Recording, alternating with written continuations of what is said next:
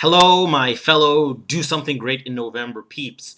Today is Friday, November, good Lord, I think it's the 12th.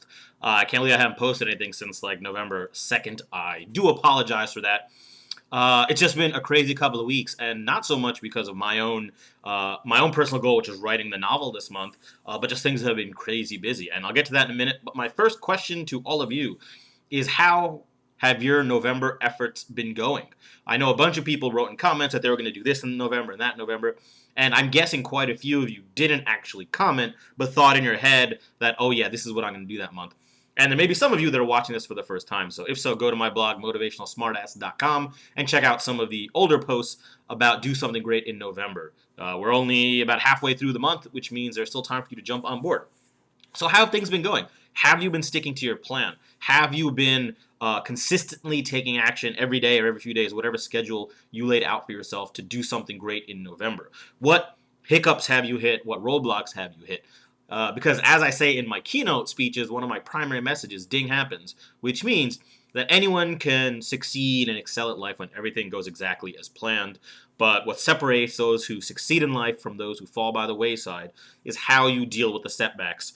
And I know I hit some major setbacks. Now, we're almost done with the first 2 weeks in November, and if you look at if my goal for this month was to write 50,000 words of a novel, and if you divide 50,000 by 30 days in November, you're supposed to write 1,667 words every day. Well, by that token, I'm about 3,000 or 4,000 words behind right now, which is not the worst thing in the world, and here's why. And I knew this going in. Is that I think I calculated for the first 2 weeks in November, between November 1st and November 14th, I was actually either away or on the road for 8 of those days, which for me makes it fairly hard to work, and I'll get to that in a moment.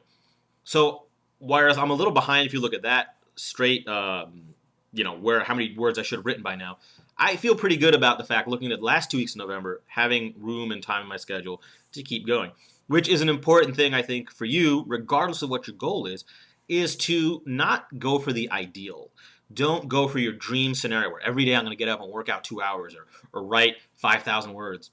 But be realistic. Look at your schedule and say, these few days I can get this much done, these few days I can't. And judge yourself based on that criteria. So I feel a little bit bummed that I'm a little bit behind, but overall I'm like, you know what? I knew going in this was going to be a tough couple of first weeks. And the fact that I'm where I'm at right now makes me fairly happy. So let me share with you a couple of things I've learned just from the first 12 days of November that may help you on this journey or any future goal-setting journey or goal-achieving journey you may go on. Number one, first most important lesson I learned on like day number 4 is be very wary of excessive optimism. Now, optimism is a good thing, being positive. I'm talking about optimism, thinking about what you think you'll be able to do. And before you get too optimistic, judge that against your past history and what you know about yourself. For example, I was going to be gone for about 4 days in November, between November 4th and 8th, up at my parents' house. Maybe it was a few days short, I don't know, but it was a few days. But this right in the beginning of the month when I was supposed to be doing all this writing. And I was going there, it was Diwali, it was my father's birthday, I had a friend's engagement party, all these things going on. And we're all meeting at my parents' house, and my sister was going to be there with her husband and 2 little kids. And I got in my head, you know what? Oh, I can go back to Poughkeepsie, my parents live, and I can wake up in the morning, maybe I'll get up before other people, I'll go down to the dining table and set my computer up and just write my 2,500 words each day. You think that happened? No. Now, some of you can work in any environment. I know historically, going all the way back, even in my college years, when I would go back to my parents' house for break, I would never be able to get anything done. And every single time to this day, I go back to visit my parents for more than a day. If I'm there for a few days, I always have these high aspirations of, I'll wake up early, I'll do this work, I'll buckle down. You know what? It has yet to really happen. The only time it really works is if it butts right up against a deadline. If I know like the day after my parents I have to go do a gig, well, sure, work will get done. But if I just go there with this abstract idea, like I just like to get work done. Now, this is not to say that that's a great thing, but that's who I am. So rather, I still foolishly set this expectation that while I was there for 3 days, I'd write 7,500 words. You know how many I wrote? 500. One morning, I got up and did a little bit of writing, but with the kids running around and just with my mentality about being back there and wanting to relax and spend time with family. So The danger of that, there's nothing wrong with kind of saying, pushing yourself a bit. But the danger of that is I felt really depressed. Well, I'm not really depressed, but I felt pretty bummed out when a day would go by and I was there and I didn't write at all. And what that does, though, is that creates a spiral. What you want to do is build a positive momentum loop. So for me, even writing 500 words that one day helped. It made me feel better about myself that I did something. And that kind of carried on. That built momentum. The days I didn't write anything, I felt bad, which made it much harder to get started the next day. So that's why you need to be worried about being overly optimistic about what you can do. Look at your past history and then look at your current plan. Does what you plan to do, is it going to be realistic that you're going to stick to that plan based on what you know about yourself from the past? And if so, minimize the distinction, minimize the difference between what you're trying to do and what you used to do. Because if you try to do this much, you'll fail, you'll get depressed, you'll lose momentum, and then you get the downward spiral.